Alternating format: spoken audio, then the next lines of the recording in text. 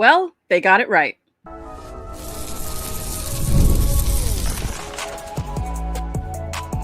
You are Locked On Yankees, your daily New York Yankees podcast. Part of the Locked On Podcast Network, your team every day. Hello, I'm Stacey Gotsulias. He's Brian McKeon. Welcome to Locked On Yankees, which is part of the Locked On Podcast Network, now the #1 sports podcast network. We'd like to thank you for making us your first listen every day. Brian, how are you feeling? Relief? Yeah, I'm actually relieved. Like I'm more relieved than happy. It feels like a weight is lifted off my shoulders and I did nothing. Right? That's how I feel. It's very odd. We'll get into it in a moment. Today's episode is brought to you by FanDuel. Right now, new customers can bet just $5. And if your bet wins, you get $300 in bonus bets to use across the app. Download the app today. On today's show, we're going to talk about some Yankees rumors and news that's going around because things are happening. We're also going to tell you what Brian Cashman said about certain things regarding the Yankees. But first, Aaron Judge wins the MVP, rightfully wins the MVP. No offense to Cal Raleigh, but I'm actually also relieved, which feels so silly to say. I don't know why. It's weird. I wasn't nervous earlier in the day, and then as it got closer and as the show dragged on, why was it so long? Why was it late? And I don't understand what was going on with all this stuff. His second MVP in a row, 2 years in a row now win the MVP. Yep. His third in 4 years, which is just an incredible run. Really, this should be his fourth, in my opinion. He should have won the 2017 MVP, but let's not focus on the negative. Let's focus on the positives. Let's start the show off with trivia, Stacey. Judge, Mantle, Berra, DiMaggio. What do those four names have in common? 3 MVPs? Those are the only 4 Yankees to win 3 MVPs. I mean, incredible category to be a part of, and it really never ceases to amaze you if you're a Yankee fan how often Aaron Judge puts himself in the conversation with these all-time iconic greats. Yep. We're always going to go back to the World Series conversation, and it's always going to go back to that. And I think there's a sense of pride in this season in the fact that we can get to the accolades of what within the MVP and why he deserved the MVP. But the fact that he hit so well in the postseason, now I know he's going to tell you that all that matters is the World Series and everything, but I think he got a little bit of a monkey off his back this year with having that average so high in the postseason. And the conversation on them losing was not around him not being able to hit. He hit in the postseason this year. But overall, I didn't really see much of the argument, and this is not Yankee bias. I'm not looking at this through your glasses that you're wearing right now. And by the way, if you guys are watching on the stream, take a look at Stacey's glasses. Tremendous work. But this is not a Yankee a pinstripe colored glasses kind of argument to me. No. I didn't see how you could give it to Cal Raleigh so much, and the vote was close. By the way, it was a close vote, but I just, to me, Aaron Judge's numbers were so far beyond Cal Raleigh's that I didn't think it should have been much of a contest. They showed something on MLB Network earlier. The difference in OPS plus between Judge and Cal Raleigh was a certain number. And then from Cal Raleigh to the next person with that same number between Judge and Raleigh hit the 77th best number. So that's how big a difference between Judge and Raleigh. And then from Raleigh to there were 7. Yeah. It's unbelievable. It's really unbelievable what Aaron Judge does year in and year out. He wins a batting title. That gets lost in all of this. He won a batting title. His average, I think at one point, was low at 319. That was when he hit that, people were like, oh no, he hasn't had this average since he was, I don't know, I think it was like the second game of the season or something silly like that. He just was tremendous. And, if he doesn't get hurt, the race is less close than it should have been. Right. Take this into account, too, the era that he's playing in. This is a guy who hit 330 in an era where batting average is not at the premium right now. Look at Raleigh's batting average. Yeah. He hit 60 home runs, but he finished with a 247. Was that what it was? Yeah, 247. Actually, let's put the numbers up. Let's put them up. Yeah. Here you go. So, the WAR Judge is over 2-win better player than Cal Raleigh. Plays in less games than Cal Raleigh. It is impressive that Cal Raleigh played in 159 games as a catcher. As a catcher, yes. That is pretty remarkable. But 179 hits for Judge, 53 homers, 114 RBIs, 12 stolen bases. Again, for a power guy, But here's where he just dominates in every category. The second half of this chart, 331 on batting average, 457 on base, 688 slugging, 1144 OPS, and a 215 OPS plus. And again, we are not sitting here taking away from Cal Raleigh, Stacey. Right. I mean, he had a tremendous season. But I mean, look at the numbers that Judge puts up, and they're all significantly better. I'll tell you this, Stacey. If these numbers, looking at this graph, are closer, if these two are closer, I think Raleigh gets it because of the historical season as a catcher. I really do. Right. But Judge is just so much higher than Raleigh in all of these statistical points that I don't see how you could have given it to Raleigh. It was OPS, not OPS plus, because it was 11-4. That was the number where the difference between Judge and Cal Raleigh was the same as Cal Raleigh, and I believe William Contreras, who had the 77th best OPS. So that just shows you how above everyone else Aaron Judge is. Keep in mind, about a 700 OPS is an average player. That's an average. That's what Contreras' number was. It was in the 700s. Yeah. And Raleigh putting up a 948 is really good, but a 1144 is absurd. It's otherworldly to put that up. This is all, by the way, going through an elbow injury with Aaron Judge. Mm-hmm. Like he missed a significant amount of time and came back and pretty much was only able to DH and still put up these numbers. It's an unbelievable season again. I mean, again, you lose words to say what's going on with Aaron Judge. Yeah, well, that's the thing. He had I almost said DL, the IL stint. Yeah. But when he came back, you knew he wasn't right because he wasn't hitting the ball for power. He wasn't throwing the ball well. And as I said earlier, if he doesn't get hurt, you're talking 60 home runs. He's at least has 60 home runs. With the way he was hitting this season for average, for power, for everything else that he was doing, I can't believe it. He's going to be 34. So in his age, he did this in his age 33 season. That's just unbelievable to me. He got better. How is he getting better as he gets older? Yeah, it reminds me of was it the 2021 season when he hurt the toe in Dodger Stadium, where he finishes the year with 39 homers and 98 RBIs. And that wasn't the year he got hurt. The year he gets hurt is 2019, I believe. Where again finishes 27 homers, 55 RBIs, and misses. No, the toe was like 2 seasons ago. The toe was 2023. Yeah, so it's 2023. Okay, because there's years. It's funny when you look at Aaron Judge's Baseball Reference, and there's years where he misses time. Because that's why they didn't make the playoffs, because he got hurt. He misses time, and the numbers still finish off ridiculous. Put it this way: this is 2023. 37 homers, 75 RBIs. He almost finishes with 40 home runs and gets hurt midway through the season and plays 106 games. It's just the numbers that he puts up are ridiculous. This is where he's at career-wise. He's going to be 34 years old. 368 home runs, 830 RBIs. His career batting average now, Stacey, sits at 294. Which again, in today's era, is ridiculous. Yeah. A 413 on base percentage too for a notable power hitter when getting called up, and a 1028 slug OPS, 1.028 for a career so far. I mean, that is just, again, you lose words. I got to ask you this question: take championships aside, you've watched more Yankee baseball than I have in my lifetime. Is he the most dominant Yankee you've ever seen? Yes. In my lifetime, yes. You know, and that's taking away the championships. Yeah, because the championships were won by teams. Like you had guys who were a little better than everyone else, like Mo, obviously, with his pitching was a level above everyone.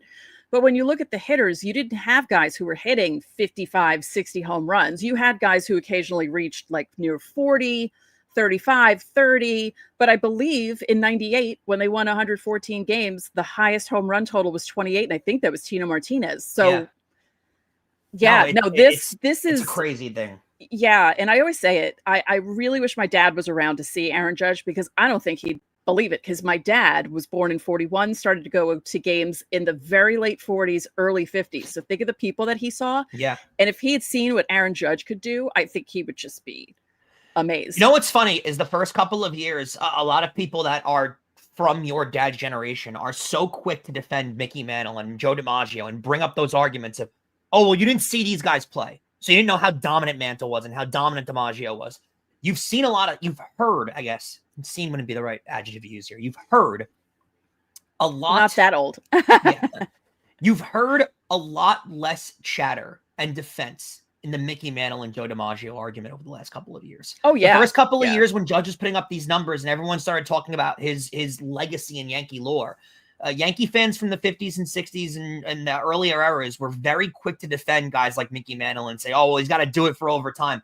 And that argument has gotten quieter and quieter and quieter over the last few years because Judge is just putting a more and more silence to those guys' voices because he is in the category of those guys. It's crazy, but he is. And the wildest thing about this is, and we mentioned it about 3 times already, he was hurt this year and he still did this. Yeah.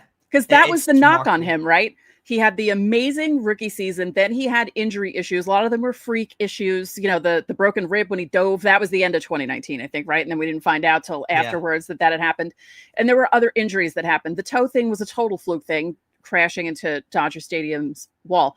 But you see what he does now when he has seasons where the injury isn't catastrophic, I guess, and he can play through said injury, and he's still doing what he does. It's unbelievable. That just speaks to the greatness of the player, because even in the injury-riddled seasons, again, like the 2018 season, 112 games played, 27 homers, 60. He almost hit 30 home runs in a year where he was hurt. 2019, 102 games played, 27 homers, 55 RBI. It's like these years where he's hurt, he's still a really good player in the league. He's hitting near 30 home runs in injury-riddled seasons. Right. It's remarkable what he's done throughout his career. And, you know, there's no signs of him slowing down. By the way, just to note this too, 160 strikeouts for Aaron Judge. A player that everybody pretty much swore was just a strikeout or home run kind of guy coming in. 160 strikeouts. Kyle Raleigh at 188. So it really goes to show, too, to fix that and not be a 200 strikeout guy with the kind of player that Aaron Judge is. No words. Unbelievably great player. All-time great player. He's got to get a ring. He's got to get a ring. Yeah. All right. Don't forget, subscribe to the channel. Hit the like button on our videos. Hit the notification so you know when our videos go up. You can also join the Locked On Yankees Insiders Club. For the listeners of our show, the link is in the description. If you're watching on YouTube, here you go. There's your QR code. So you can join the Insiders Club that way. You get text from us. You can text us questions, comments, reactions to trades and signings. You also get top priority on Fan Mail Friday, which is tomorrow, which we're doing live. Yep. Just so you know. We'll send out lineups during the season, roster moves, breaking news so you don't have to check social media. There's a new added perk. We have a private Discord where you can commiserate during games or while breaking news is happening. There's a 14-day free trial. So coming up next, Brian Cashman didn't make it to the GM meetings, but he did hold a Zoom meeting, and we're going to tell you some of the things that he said in said Zoom meeting next. The NBA is back, and there's no better place to get in on the action than with FanDuel. It's the official sports betting partner of the NBA. Even if you miss the start of the game or you want to ride the hot hand, FanDuel has live bets and everything from who will score next to fourth quarter comebacks. Plus, you can even combine your live bets into a same-game parlay for a shot at a bigger payout. I love getting involved in the New York Knicks all season. They're going to be one of the top teams in the Eastern Conference, scoring a ton of points to start the season so far. How can you not love betting on your favorite team? It keeps every game exciting, especially when your team's making a late-game push with the Knicks, which the Knicks are so apt to do on most nights. Right now, FanDuel is giving new customers $300 in bonus bets when your first $5 bet wins. So head over to FanDuel.com, sign up, and play your game with FanDuel. It's the official sports betting partner of the NBA. We want to thank you guys for making Locked On Yankees your first listen of the day, and thank you for making Locked On the #1 sports podcast network. Also, a reminder, tomorrow will be Fan Mail Friday live in the same place you're watching this right now. Make sure you catch us there. So, Stacey, Brian Cashman doesn't make it to the GM meetings, but does make some comments on a Zoom call, which I think I thought we were out of that era of important things being said over Zoom calls. Want to fill us in on what happened?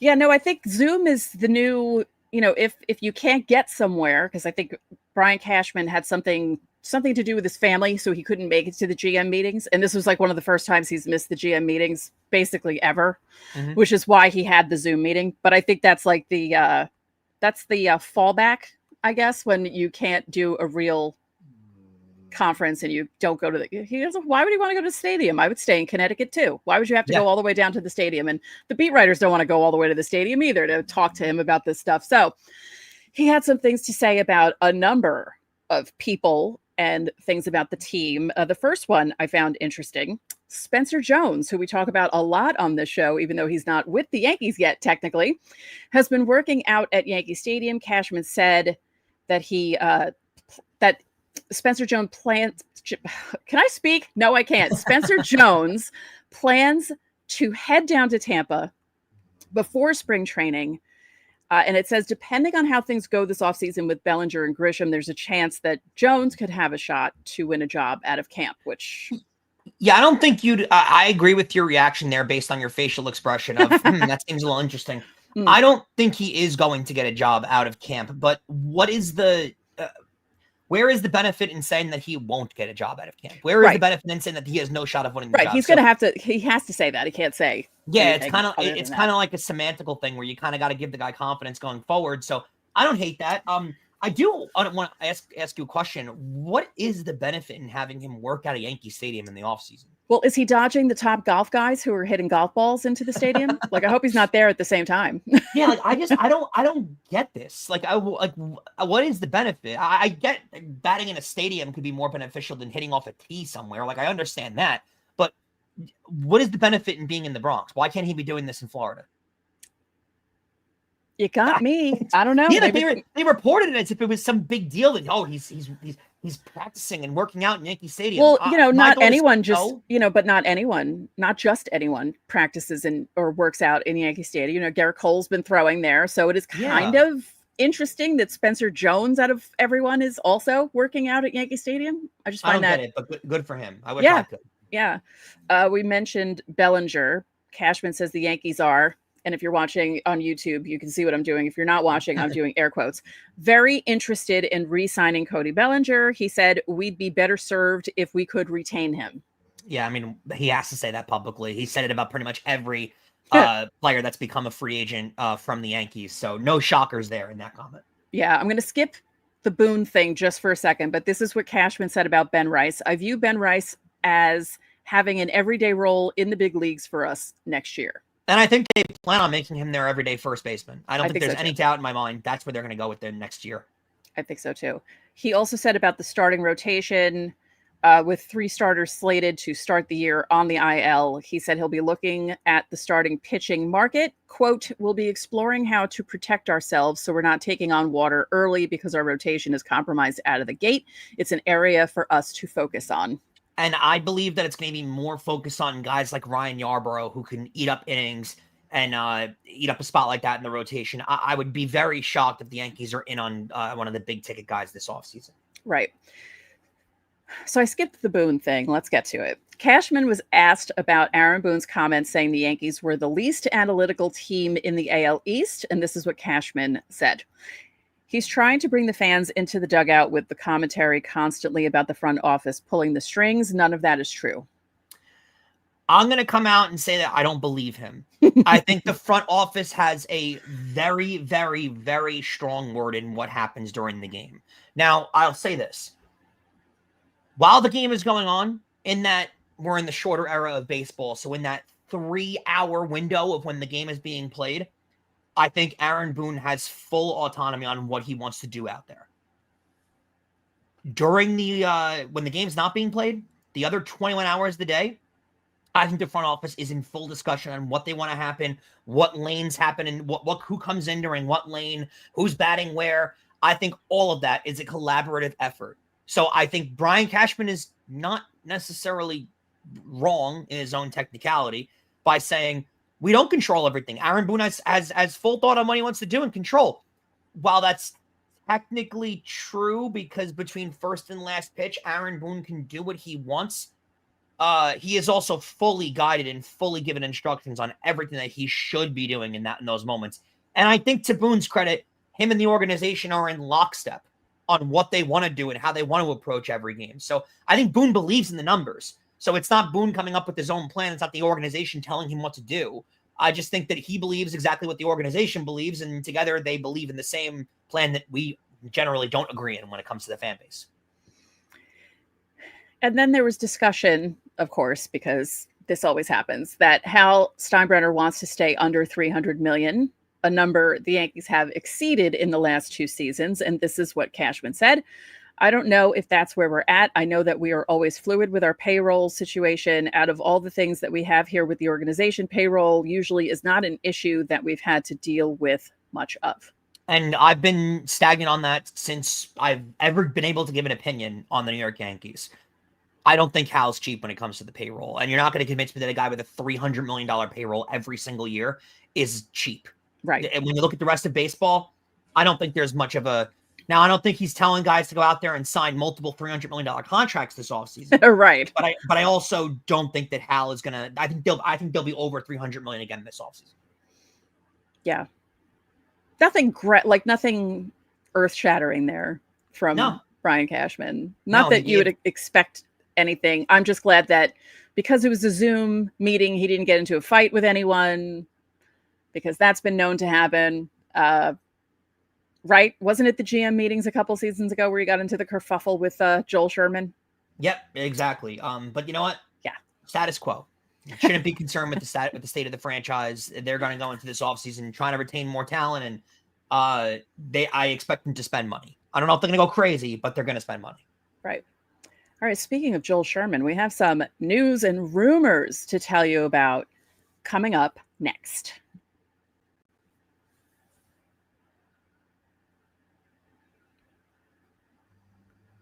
Stacey, speaking of those rumors, I'd like to approach something that is a little off script. The report that came out about 24 hours ago from where we're recording right now, late at night, Thursday night, Aaron Judge was just announced his third career MVP.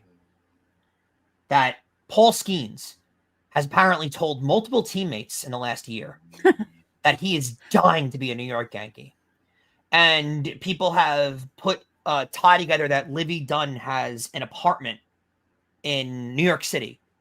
And that's why Paul Skeens would love to be a New York Yankee. I want to come out here and say that is one of the more ridiculous stories I've ever seen reported. Talk about baseball news not being in the cycle and trying to get your name out there with a report. I don't even remember who the reporter was that reported it. If you could remind me, I'd appreciate that. But what a headline grabby news kind of thing to put out there. Let me just, I'm sure Paul Skeens wouldn't mind being a New York Yankee. I'm sure one day they'll be involved in a free agent chase to get Paul Skeens. None of those things are surprising to me. And by the way, full disclosure, if the Yankees, and I've come out here and said that I don't think they're going to be after the Tarek Skubals of the world, because why would they be? Because they have plenty of starting pitching right now, and that's not their big concern.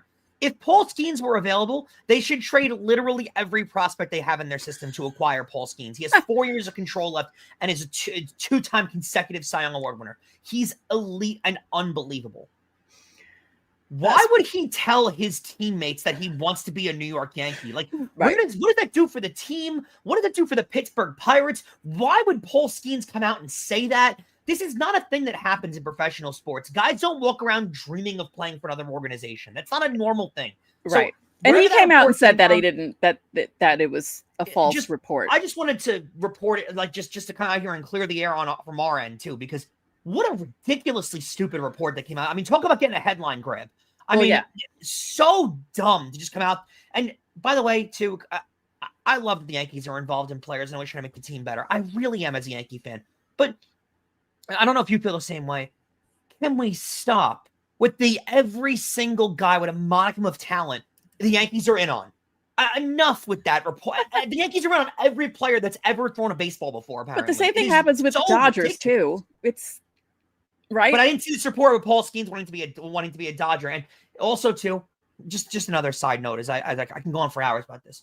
Can we stop reporting because somebody has a family member that lives in New York that apparently he wants to, and Livy Dunn's not even a family member, it's his girlfriend, but can we stop that because his girlfriend has an apartment in New York City, that means he wants to be a Yankee? I mean, stop it. She's a major influencer and big career personality herself. Of course she has an apartment in New York City. Like, him thinking New York City is a great city doesn't mean he wants to be a Yankee.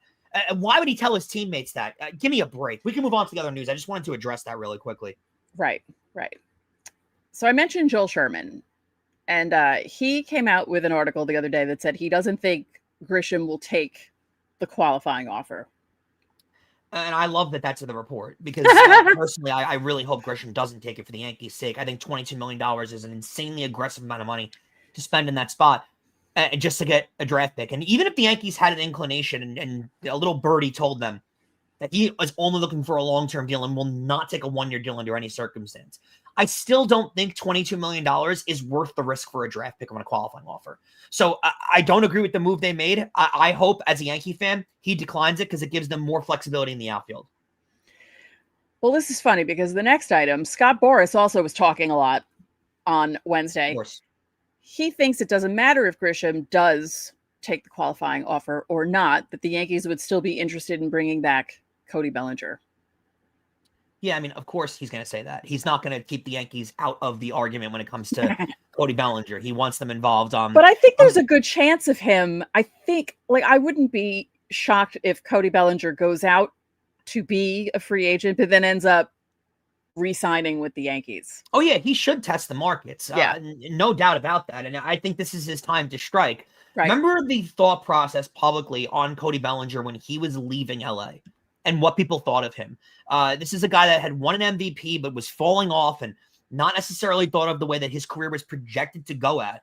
And then all of a sudden, Cody Bellinger just goes to Chicago and becomes this different kind of player that hits for average and is a two-strike hitter and just a really solid. Doesn't strike out a lot. Yeah. Completely changes the narrative on him as a player. So I think he's completely changed, and I think he's primed to get a really big deal. This is his time to strike in his career. Really the only big deal he's going to have a chance to sign. So he's going to go out there and explore the waters, and I think the Yankees are going to be involved from a major point in this offseason trying to get him. I still think Tucker is the better move, honestly. That's still where I stand, but wouldn't hate seeing Cody Bellinger back in a Yankee uniform. Yeah, I wouldn't hate it either. And finally, friend of the show, John Heyman. I love saying that. I love being able to say that he's a friend of the show because he's been on. Reported that the Yankees, again, if you're not watching on YouTube, I'm doing air quotes, like Lucas Giolito because he opted out from the Red Sox. Is that what happened? Or would you say he's worth giving the money to just so he can't face the Yankees? I didn't even think of that angle. Like just to keep him against facing the Yankees. Just to keep him away from the opposite mound. He kills the Yankees. I know. Kills the it's Yankees. So funny. He had a much better 2025 than previous seasons, but those previous seasons were pretty bad before 2025. But if he comes at a cheap price, I don't think it's a terrible idea. Could this be a Matt Blake project? The talent's there. The stuff's there. The talent's there. And again, I think there's potential that he could be an innings eater.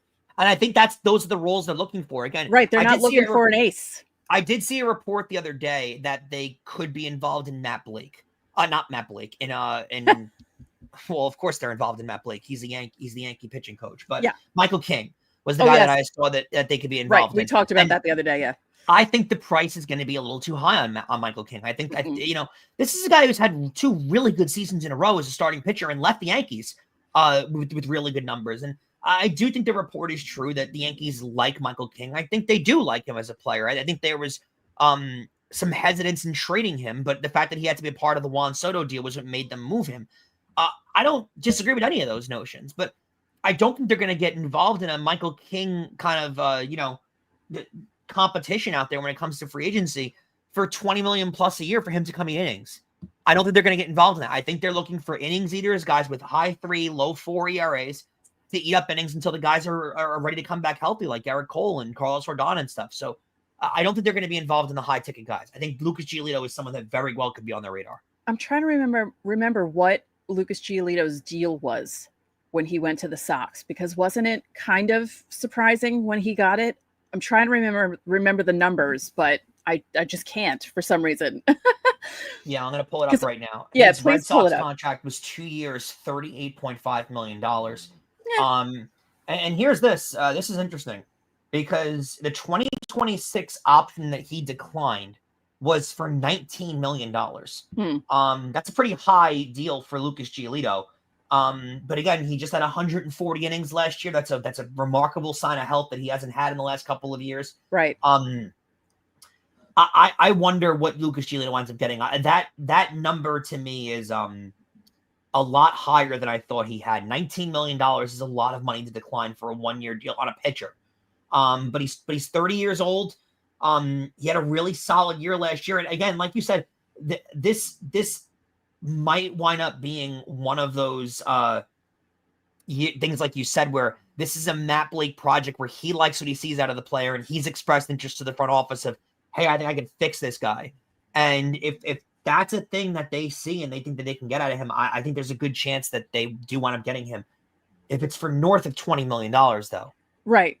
I don't know if they're on him for that price. It is kind of funny when I had you looking up the numbers, because 2 and 38 were in my head, but I wasn't sure if that was the exact number. But it is kind of strange that I did kind of remember it. So I just wanted to make sure. I don't want to throw a number out there and have it be completely wrong. So I just wanted to double check with that. But yeah, that number was sticking in my head because I can recall when it happened, people were a little shocked by that. Yeah. Because of the 19 million years that he had. $19 million option is a lot to decline, in my opinion. Right. Projected numbers for next year, 31 years of age, 8-6 with a 3.95 ERA and 132 innings, 121 strikeouts. Definitely something the Yankees would like to be up. The Yankees are more interested in guys that kind of equal their Ks per nine. That's definitely, historically what they're more into. But I think 3.95 is exactly an ERA where they're looking for their fourth or fifth starter to be at, especially before Garrett Cole and Rodon get back. Because again, you only need these guys available for a month or two in the season. That's why I don't know if they're going to spend north of $20 million for a guy that they need to eat 60 innings for them. Was he third in their rotation? Was it Crochet? Was Bayo ahead of him? Yes, Bayo was definitely ahead of him just because of the youth factor and stuff too. Right. He had a good year last year, but I don't know if $20 million is worth the squeeze for a guy that had a 3.41 ERA last year, and that's a good year for him. Right. It's interesting. All this stuff is going to keep coming up. Now you were talking about the Skeens thing and the story and just it being completely bogus. Bogus. Again, I don't mean to sound like your mom. You, collective you, watching and listening. We are in the season. Well, actually, these articles are around all year, but they're ramping up now. Just be careful with what you see on the internet. I will tell you right now, if you see anything on Facebook, don't believe it. Because I've had a few insiders say, is this right? Is this true? Is this? And they're the most outlandish stories you can think of because people just make things up. Be careful when you see articles that say, Yankees predicted to sign this guy or Yankees predicted to trade this for that. Just take those articles with a grain of salt. Only believe guys like Jeff Passan, and especially with the Yankees, if you follow Jack Curry on Twitter, if you're still there, he usually knows what's going on. So I would say just stay away from all those articles on Google, Newsday, Sporting News, How the Mighty Have Fallen. Just don't fall for those articles at all. And if you see anything on Facebook, because there was a lot of false stories on Facebook about the UPS crash that happened earlier in the week or last week, where they were saying that siblings of famous sports stars were on the cargo plane and people were falling for these articles on Facebook.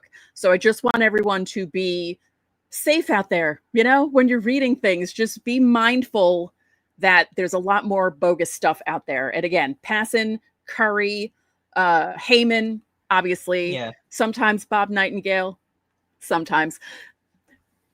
Just be careful. It was an NJ.com article, which usually is a fairly trustable source. But I know that the Paul Skeens article did get a lot of traction out there. Yeah. That's why I wanted to bring that one up because it drove me off the deep end. Yeah. So I just wanted to see some comments. We had a lot of them, and there were a bunch of you in here. So thank you for joining us. Sorry that I thought that the show was starting at 6:00. I didn't realize it was starting at 7. Then, of course, they don't announce the AL MVP until about 7:55. And had to make a show out of it, right? Yeah. Oh, look at this. I've never. Why do the Yankees get to win everything in the baseball world every year? Thank you for that. I've never had anyone tell me that they have a crush on me. That's amazing. Wow. Well, there's a first for everything, right? Hey, does anyone have a crush on Brian? Let him know in the comments. Any of the ladies out there. I'm just kidding. But yeah, so Judge wins the MVP. Hallelujah. because I was thinking that I was going to have to open the show with this sound. But instead, we'll do that for getting it right. Thank you guys for not screwing this up. And congrats to Tarek Skubal on his Cy Young. Congrats to Ohtani for another MVP, because who's going to beat him, really, ever? Yeah, every year. It's automatic. Every year it's automatic for Ohtani, which I find funny because everyone's always like, fine with Ohtani, but then talk about voter fatigue when it comes to Judge, which I find the double standard. That's another topic for another show. Yeah. Okay. Exactly. All right. So thank you guys for making Locked On Yankees your first listen today. For your second listen, find Locked On MLB. Baseball guru Sully brings a daily blend of humor and baseball. Sorry, keeping you updated on every rumor and story throughout the offseason. Find Locked On MLB on YouTube or wherever you listen to your podcast. So that'll do it for this live edition of Locked On Yankees. I'm Stacey Gotsulias. And I'm Brian McKeon. We'll see you guys tomorrow.